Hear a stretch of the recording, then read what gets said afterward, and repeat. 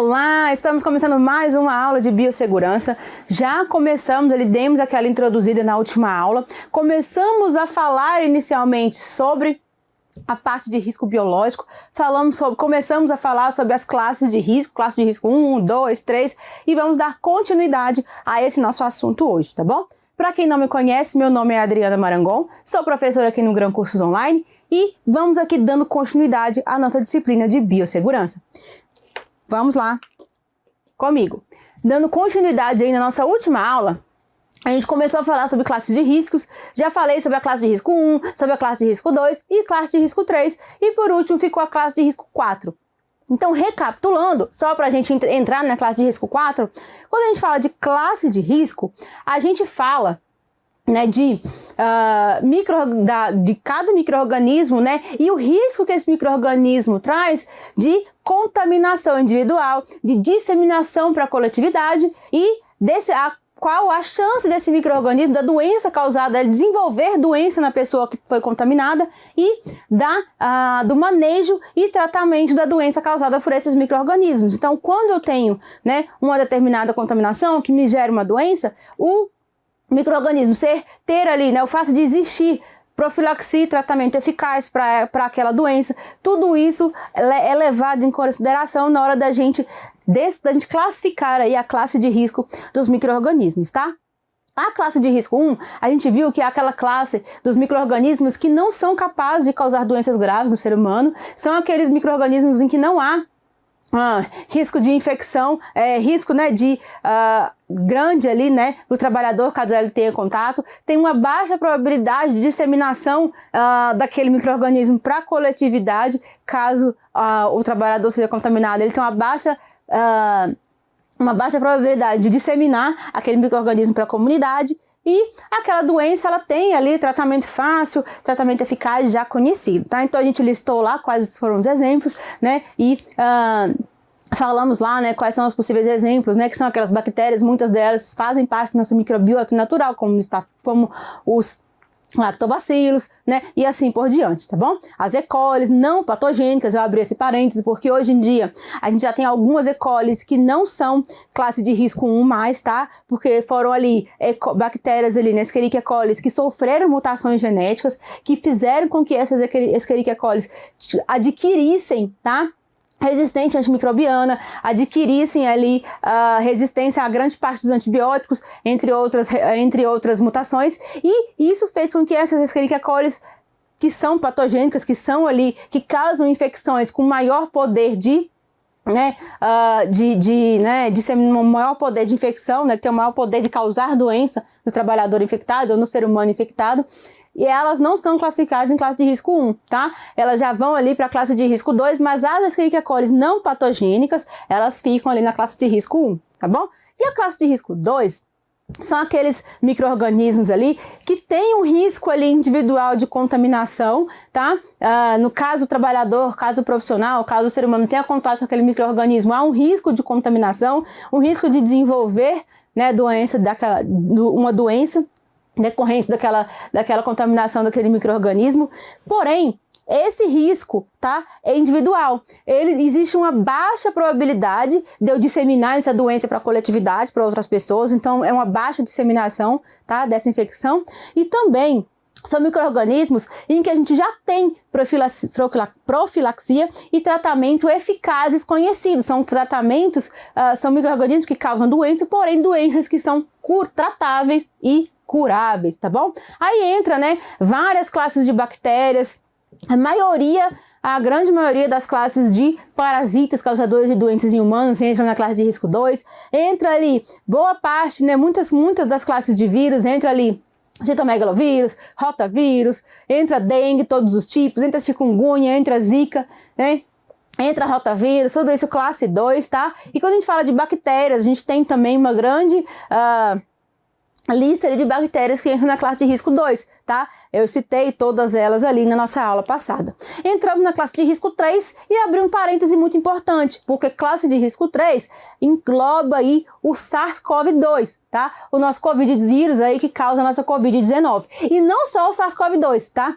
todos os vírus pertencentes à família Coronaviridae, que é a família ali, né, a que pertence o Covid-19, que é o SARS-CoV-2, ele é um tipo de Coronaviridae, então toda a família Coronaviridae, ela pertence à classe de risco 3, tá? E a classe de risco 3, ela tem onde são micro-organismos, onde existe ali um risco individual para o trabalhador, né, para o ser humano elevado, porque esses micro-organismos causam infecções relativamente graves, tá? Existe um risco moderado de uma possibilidade maior, um risco moderado de disseminação dessa infecção para a coletividade, para a sociedade, e essas doenças causadas por esses micro-organismos, nem todas, nem sempre existe ali, para nem todas elas existe profilaxia e tratamento eficaz, tá? Para nem todas elas existe cura. E aí, quando a gente fala de classe de risco 3, entra aí HIV 1 e 2, HTLV 1 e 2,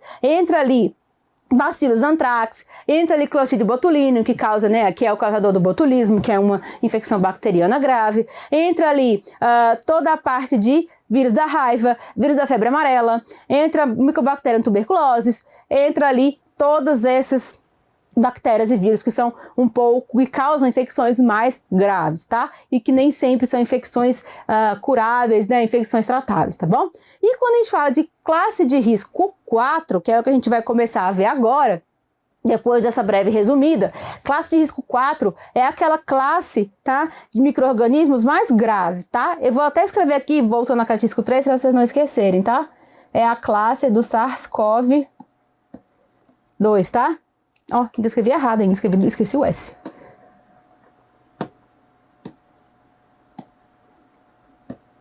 SARS-CoV-2, tá? Ele está aqui na classe de risco 3. E a classe de risco 4, entrando agora na classe de risco 4, ela é aquela, né, em que tem ali os micro-organismos capazes de desenvolver ali as doenças mais graves, tá?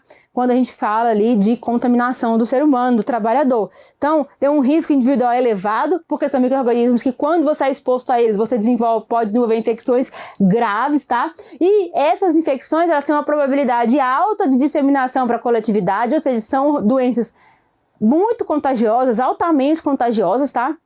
E aonde, na maioria das vezes, não existe probabilidade de cura, não existe tratamento ou cura eficaz, tá? Então, gravando, só para vocês gravarem, são doenças em que apresentam grande poder de transmissibilidade, tá? São doenças que se disseminam facilmente de um indivíduo para o outro, tá bom? E que são graves e que não existe ainda tratamento, cura eficaz, tá? E aí entra aqui, né, o clássico exemplo que a gente sempre usa para a classe de risco 4, que é o ebola, vírus da ebola, tá?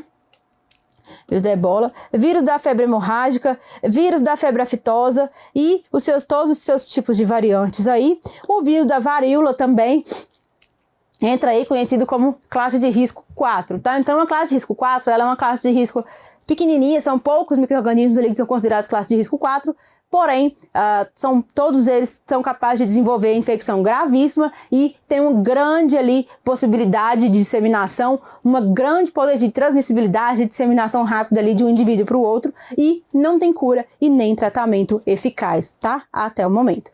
Então, resumindo tudo isso que eu falei, para ficar claro, límpido para vocês, não errarem mais nenhuma questão na prova, quando a gente fala da classe de risco, eu trouxe aqui um quadro aqui para a gente resumir toda essa classe de risco, essas classes de riscos para você não errar mais, tá? E não confundir mais. Quando a gente fala de risco individual para o trabalhador, risco de disseminação para a coletividade e meio de tratamento ali eficaz, tá? Classe de risco 1 tem um baixo risco para o trabalhador, ou um baixo risco de disseminação para a coletividade e existe tratamento eficaz, mas na maioria das vezes nem é preciso, tá? Tratamentos, infecções ali corriqueiras que são fáceis ali de se curar e muitas vezes nem precisa de tratamento. Classe de risco 2, na classe de risco 2 existe um risco moderado para o trabalhador, porque são micro-organismos que causam doença no trabalhador, tá? Que causam doença no trabalhador.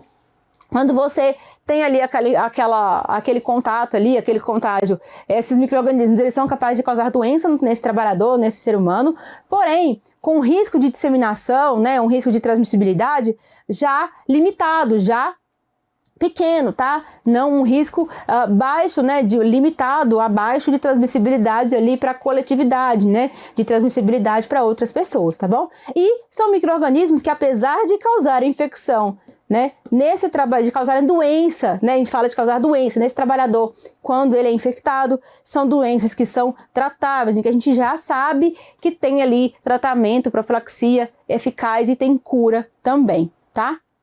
E classe de risco 3, tá? É quando a gente fala de micro-organismos capazes de causar doenças, tá? De causar infecções que trazem um risco elevado para o trabalhador, porque esses micro-organismos, eles causam infecções mais graves, né? Infecções mais difíceis de tratar, infecções mais graves e que oferecem maior risco caso um trabalhador seja infectado com algum desses micro-organismos, tá? E já são micro-organismos que têm um risco maior de transmissibilidade, um risco moderado de transmissibilidade para a coletividade, né? Para as outras pessoas, para a coletividade. E o que caracteriza, né, mais a classe de risco 3 é que nem sempre essas infecções, apesar delas serem algumas vezes graves, elas nem sempre têm tratamento ou profilaxia eficaz conhecida, tá? Então, as doenças causadas por esses micro-organismos nem sempre têm profilaxia, têm tratamento eficaz conhecido, tá bom?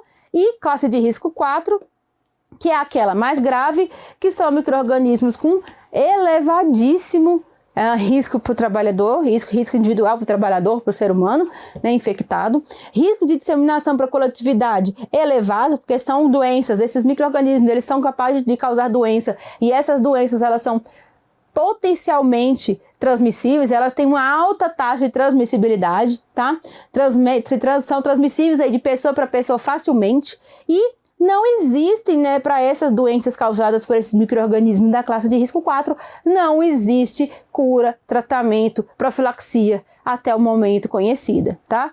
Então, é a classe de risco aí dos micro-organismos que causam doenças mais graves, a classe de risco mais perigosa é a classe de risco 4. Pegaram? Entenderam? Então, seguindo aqui o nosso conteúdo e baseado nessas classes de risco 1, 2, 3 e 4, tá? 1, 2, 3 e 4, a gente tem aí os nossos níveis de biossegurança. O que são esses níveis de biossegurança?